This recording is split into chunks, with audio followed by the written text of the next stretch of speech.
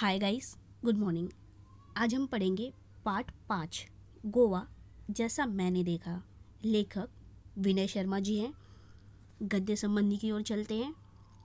गद्य संबंधी प्रस्तुत यात्रा वर्णन के माध्यम से लेखक ने गोवा की सुंदर समुद्री किनारों, वहाँ की जीवन शैली, त्योहारों आदि का बड़ा ही मनोरम वर्णन किया है। छात्रों, ये एक यात्रा वर्णन है। यात्रा वर्णन अर्थात होता है किसी के द्वारा की गई यात्रा का सविस्तार पूर्वक जो वर्णन होता है उसी को यात्रा वर्णन कहते हैं। तो यहाँ पर लेखक और लेखक के परिवार के द्वारा किए गए गोवा की यात्रा का यहाँ पर आपको सविस्तार पूर्वक वर्णन किया गया है। यहाँ लेखक ने गोवा के सुंदर समुद्री किनारों का, वहाँ के लोगों की जीवन शैली का, वहाँ मनाए जाने वाले त्योहारों का बहुत ही मनोरम वर्णन आपके समक्ष प्रस्तुत किया है। चलते हैं गोवा की प्रमुख जानकारियों की ओर। प्रमुख जानकारी, ये भारत का सबसे छोटा राज्य है और जनसंख्या की दृष्टि से करीबन 15 लाख है। यहाँ पर मुख्य भाषा यहाँ के लोगों की कोंकणी है और 27% ईसाई धर्मी लोग यहाँ रहते हैं। इसके अलावा लगभग 40 समुद्री तट यहाँ पर हैं, किंतु 7 या 8 ही जो हैं वो प्रसिद्ध समुद्री तट हैं। 34% भाग गोवा का वनों से घिरा हुआ है। यहाँ के लोगों का मुख्य व्यवसाय है जो वो है मत्स्य उद्योग। यहाँ समुद्री तट अधिक है, इसीलिए सी फूड के लिए गोवा काफ़ी अधिक प्रसिद्ध है, फेमस है। गोवा राज्य जो है वो 2 भागों में बटा हुआ है। एक है उत्तरी गोवा और दूसरा है दक्षिणी गोवा। गोवा की राजधानी पणजी है जो कि मांडवी नदी के तट पर बसा हुआ एक शहर है। छात्रों, ये है गोवा का सबसे लंबा बीच, कलिंगुड बीच। ये यहाँ रहने वाले स्थानीय लोगों के व्यवसाय का केंद्र भी है और इसके साथ साथ बाहर से आने वाले पर्यटकों, सैलानियों के लिए, वाटर स्पोर्ट्स के लिए भी ये काफ़ी प्रसिद्ध भी है। अंजना बीच, अंजना बीच जो है गहरा और नीले पानी वाला है, साथ ही साथ पथरीला भी है और यहाँ पर बॉलीवुड के अनेक फिल्मों की शूटिंग यहाँ हुई है, इसीलिए इसे बॉलीवुड की पहली पसंद भी कहा जाता है इस बीच को, अंजना बीच को। अगला है बेनालियम बीच। ये काफ़ी रेतीला है, गर्म रहता है, उथला है, लेकिन मछुआरों की पहली पसंद है। यहाँ पर सुबह सुबह बड़ी मात्रा में मछलियाँ पकड़ी जाती हैं और इसी के साथ साथ पर्यटकों के लिए भी ये काफ़ी फेमस रहा है क्योंकि पर्यटक यहाँ पर बहुत अधिक संख्या में आते हैं। गोवा के ऐतिहासिक स्थल से देखते हैं। अगोड़ा फोर्ट जो है गोवा का ऐतिहासिक स्थल है। सेंट कैथेड्रल चर्च है। इसके अलावा सांदुर्ग मंदिर, सेंट कैजिटिन चर्च। प्रसिद्ध खेल गोवा के जो हैं वो मात्र 2 ही हैं। पहला है हॉकी और दूसरा है फुटबॉल। इसके अलावा अन्य आने वाले पर्यटकों के मनोरंजन के लिए और सैलानियों के मनोरंजन के लिए यहाँ पर paragliding, scuba diving, knee boarding, jet skiing, banana boat ride वगैरह भी यहाँ पर किया जाता है ताकि उनका मनोरंजन होते रहे। कला और संस्कृति के मामले में यहाँ पर सबसे अधिक जो त्यौहार बहुत ही उत्साह के साथ मनाया जाता है वो है कार्निवल। इसके अलावा क्रिसमस, नवरात्रि, दशहरा और सेंट फ्रांसिस जेवियर पर्व भी यहाँ पर मनाया जाता है। सेंट फ्रांसिस जेवियर पर्व के बारे में छात्रों आपको बताएं तो सेंट फ्रांसिस चर्च की जो स्थापना थी, चर्च ऑफ सेंट फ्रांसिस 1521 में बना और यहाँ पर सेंट जेवियर के शरीर के जो अवशेष हैं अभी भी संरक्षित रखे हुए हैं और इनके पार्थिव शरीर को हर 10 साल के बाद लोगों को दिखाने के लिए सामने लाया जाता है और इसी उत्साह में सभी मिलकर ये सेंट फ्रांसिस जेवियर पर्व वहाँ पर मनाते हैं। छात्रों, ये जो यात्रा वर्णन है, लेखक को ये यात्रा वर्णन देने का उद्देश्य मात्र एक ही है कि हर देश, हर राज्य के लिए संस्कृत विरासत जो होती है उस देश की धरोहर होती है, जिससे आने वाली पीढ़ी क्या होती है, अतीत में उससे ज्ञान प्राप्त करती है, कलाओं से परिचित होती है।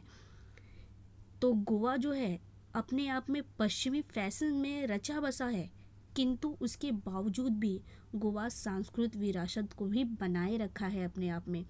इसके अलावा लेखक ने और भी बातें यहाँ पर बताने का प्रयास किया है। दूसरी बात यह है कि अगर मनुष्य अपनी जीवन से थक जाता है, हर रोज के काम से, उबाऊ काम से वो थक जाता है, तो कहीं ना कहीं उसको आनंद पाने के लिए पर्यटन जैसे साधन को सहायक बनाना चाहिए, उसे पर्यटन करना चाहिए ताकि उसकी थकान मिट जाए और मन भी उसका आनंदित हो। तीसरी बात उन्होंने गोवा में कुछ चीज़ों को देखते हुए बताया है। गोवा के बीच पर उन्होंने कुछ बच्चों को देखा जो बच्चे घर बनाते हैं, किंतु वो घर जो है पानी के लहरों के द्वारा टूट जाता है बार बार, और अन्य दूसरी लहर आने तक बच्चे फिर से वापस घर बना लेते हैं। तो इसको देखकर लेखक ने यह भी बताया है इस पाठ के द्वारा कि मनुष्य को आशावादी होना चाहिए, कभी भी आशा को नहीं छोड़नी चाहिए। अगर आशा होगी मन के अंदर तभी हर काम संभव होते हैं। और इसके साथ साथ सबसे महत्वपूर्ण बात इस पाठ के द्वारा, इस यात्रा वर्णन के द्वारा लेखक ये बताना चाहते हैं कि प्राकृतिक सुंदरता, हमारी प्रकृति जो है वो सबसे महान है, क्योंकि ये ईश्वर के द्वारा दिया गया हमको एक अनोखा और अद्भुत उपहार है। तो प्राकृतिक सुंदरता को बनाए रखना हमारा महत्वपूर्ण कर्तव्य है, इसे हमें हमेशा बनाए रखना चाहिए। तो चलते हैं हम चित्र के माध्यम से गोवा की ओर। गोवा को देखते हैं। गोवा, यह नाम सुनते ही सभी का मन तरंगायित हो उठता है, और हो भी क्यों ना। यहाँ की प्रकृति, आबो हवा और जीवन शैली का आकर्षण ही है कि पर्यटक खुद ब खुद यहाँ खींचे चले आते हैं। देश के कोने में स्थित होने के बावजूद यह छोटा सा राज्य प्रत्येक पर्यटक के दिल की धड़कन है। यही कारण है कि मैं भी अपने परिवार के साथ इंदौर से गोवा जा पहुँचा। खांडवा से मेरे साड़ू साहब भी सपरिवार हमारे साथ शामिल हो गए। 23 नवंबर को जब गोवा एक्सप्रेस मंडगांव रुकी तो सुबह का उजास हो गया था। एक टैक्सी के हॉर्न ने मेरा ध्यान उसकी ओर खींचा और हम सब फटाफट उसमें बैठ गए। टैक्सी एक पतली सी सड़क पर दौड़ी। शीतल हवा के झोंकों से मन प्रसन्न हो गया और यात्रा की सारी थकान मिट गई। इसी के साथ मैं सोचने लगा कि पर्यटन का भी अपना ही आनंद है। जब हम जीवन की कई समस्याओं से जूझ रहे हों तो उनसे निजात पाने का सबसे अच्छा तरीका पर्यटन ही है। बदले हुए वातावरण के कारण मन तरोताजा हो जाता है तथा शरीर को कुछ समय के लिए विश्राम मिल जाता है। कुछ देर बाद हमारी टैक्सी मंडगांव से 5 किमी दूर दक्षिण में स्थित कस्बा बेनालियम के एक रिसोर्ट पे जाकर रुकी। यह रिसोर्ट हमने पहले से ही बुक कर लिया था, इसलिए औपचारिक खाना पूर्ति कर हम आराम करने के इरादे से अपने अपने सूट में चले गए। इससे पहले कि हम कमरों से बाहर निकले, मैं आपको गोवा की कुछ खास बातें बता देती। दरअसल गोवा राज्य 2 भागों में बटा हुआ है, दक्षिण गोवा जिला तथा उत्तर गोवा जिला, जिसकी राजधानी पणजी मांडवी नदी के किनारे स्थित है। और यह नदी काफ़ी बड़ी है तथा वर्ष भर पानी से भरी रहती है। फिर भी समुद्री इलाका होने के कारण यहाँ मौसम में प्रायः उमस तथा हवा में नमी बनी रहती है। शरीर चिपचिपाता रहता है, लेकिन मुंबई जितना नहीं, क्योंकि यहाँ का क्षेत्र हरितिमा से भरपूर है। फिर भी धूप तो तीखी होती ही है। यूं तो गोवा अपने खूबसूरत सफ़ेद रेतीले तटों, महंगे होटलों तथा खास जीवन शैली के लिए जाना जाता है, लेकिन इन सब के बावजूद यह अपने में एक सांस्कृतिक विरासत भी समेटे हुए है। यहाँ की शाम बड़ी अच्छी होती है, तो चलो इस शाम का आनंद लेने के लिए बेनालियम बीच की ओर चलें। आप भी चलें, क्योंकि बहुत ही खूबसूरत तथा शांत जगह है बेनालियम। दिन भर की थकान तथा उमस भरी गर्मी के बाद शाम को बीच पर जाना बड़ा अच्छा लग रहा था। रिसोर्ट से बीच की दूरी कोई 1 किमी ही थी, लेकिन जल्दी जल्दी चलने के बाद भी यह दूरी तय ही नहीं हो पा रही थी। अरब सागर देखने का उत्साह बढ़ता ही जा रहा था। तभी अचानक लहरों की आवाज़ सुनाई दी, जो किसी रणभेदी की तरह थी। हम सभी दौड़ पड़े। सड़क पीछे छूट गई थी, इसलिए रेत पर तेजी से दौड़ना मुश्किल हो रहा था। फिर भी धसे हुए पैरों को पूरी ताकत से उठा उठाकर भाग रहे थे। खूबसूरत समंदर देखते ही मैं उससे जाकर लिपट गया। इधर बच्चे रेत का घर बनाने में जुट गए। लहरें उनका घर गिरा देती तो वो दूसरी लहर के आने के पहले फिर नया घर बनाने में जुट जाते और यही क्रम चलता रहा। मैंने इन बच्चों से सीखा कि जीवन में आशावाद हो तो कोई काम असंभव नहीं है। शाम गहराने पर हम किनारे पर बैठ गए, मानो हर लहर कह रही हो कि बनने के बाद मिटना ही नियति है। यही जीवन का सत्य भी है। यहाँ एक मजेदार दृश्य भी देखने को मिला। लहरों की आवाज के बीच पक्षियों की टी टी टी की आवाज भी आपका ध्यान अपनी ओर खींच लेती है।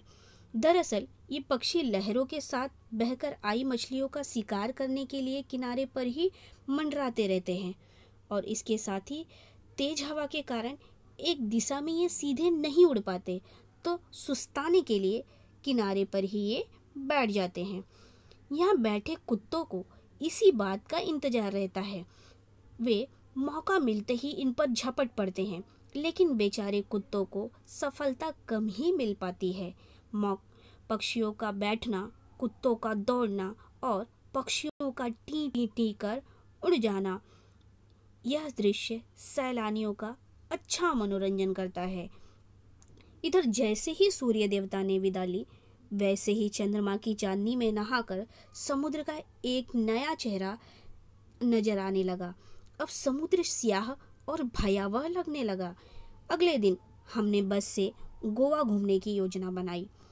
वैसे घूमने फिरने के लिए यहाँ बाइक आदि किराए पर मिल जाती है और उन पर ही घूमने का मजा भी आता है, लेकिन बच्चों के कारण हमने बस से जाना ही मुनासिब समझा। यहाँ सी फूड की अधिकता होने के कारण शाकाहारी पर्यटकों को सुस्वादु भोजन की समस्या से भी दो चार होना पड़ता है। काफ़ी भटकने के बाद अच्छा भोजन मिल गया तो समझो किस्मत और जेब तो ढीली हो ही गई। ये समस्या हमें पहले से पता थी, इसलिए हम अपने रिसोर्ट के स्यूट में उपलब्ध किचन में ही भोजन करते थे। सबसे पहले हम अंजना बीच पहुंचे। गोवा में छोटे बड़े करीब 40 बीच हैं, लेकिन प्रमुख 7 या 8 ही हैं। अंजना बीच नीले पानी वाला, पथरीला, बहुत ही खूबसूरत है। इसके एक और लंबी सी पहाड़ी है जहाँ से बीच का मनोरम दृश्य देखा जा सकता है। समुद्र तक जाने के लिए थोड़ा नीचे उतरना पड़ता है। नीला पानी काले पत्थरों पर पछाड़ खाता रहता है। पानी ने काट काट कर इन पत्थरों में कई छेद कर दिए हैं, जिससे ये पत्थर कमजोर भी हो गए हैं। साथ ही समुद्र के काफी पीछे हट जाने से कई पत्थरों के बीच में पानी भर गया है। इससे वहाँ काई ने भी अपना घर बना लिया है। फिसलने का डर तो हमेशा लगा रहता है, लेकिन संघर्षों में ही जीवन है। इसलिए यहाँ घूमने का भी अपना अलग आनंद है। यहाँ युवाओं का दल तो अपनी मस्ती में डूबा रहता है, लेकिन परिवार के साथ आए पर्यटकों का ध्यान अपने बच्चों को खतरों से सावधान रहने के दिशा निर्देश देने में ही लगा रहता है। मैंने देखा समुद्र किनारा होते हुए भी बेनालियम बीच तथा अंजना बीच का अपना अपना ही सौंदर्य है। बेनालियम बीच रेतीला, उथला मछुआरों की पहली पसंद है। यहाँ सुबह सुबह बड़ी मात्रा में मछलियाँ पकड़ी जाती हैं, लेकिन मजे की बात तो यह है कि इतनी सारी मछलियाँ स्थानीय बाजारों में ही बेची जाती हैं। इनका निर्यात बिल्कुल नहीं होता। इसके विपरीत अंजना बीच गहरा और नीले पानी वाला है। यहाँ ये बॉलीवुड की पहली पसंद भी है। यहाँ कई हिट फिल्मों की शूटिंग हुई है। दोनों बीच व्यावसायिक हैं, पर मूल अंतर व्यवसाय की प्रकृति का है। इसके बाद हम लोग दिन भर पणजी शहर देखते रहे। घूम फिर कर शाम को हम कलिंगुड बीच पर पहुंचे।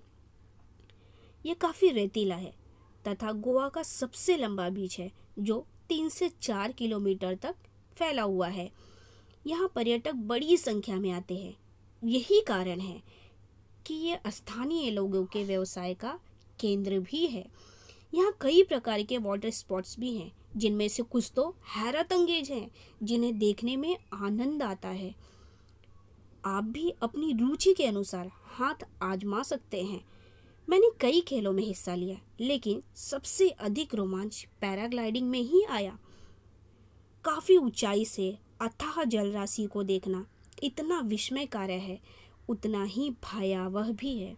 दूर दूर तक पानी ही पानी, तेज हवा और रस्सियों से हवा में लटके हम यानी मैं और मेरी पत्नी दोनों डर भी रहे थे और खुश भी हो रहे थे। डर इस बात का था कि छूट गए तो समझो गए, और खुशी इस बात की कि ऐसा रोमांचक दृश्य पहली बार देखा। सचमुच अद्भुत। हम यहाँ 4-6 दिन रहे, लेकिन हमारी एक ही दिनचर्या रही। सुबह जल्दी उठना, फटाफट नाश्ता करना, दिन भर घूम फिर कर थक कर शाम को रिसोर्ट आकर थकान मिटाने के लिए पुल में तैरना। एक दिन कोलावा बीच पर हमने बोटिंग का भी आनंद लिया। यहाँ हमने डॉल्फिन मछलियाँ देखी। हालांकि ये छोटी थी, पर बच्चों ने अच्छा आनंद लिया इसका।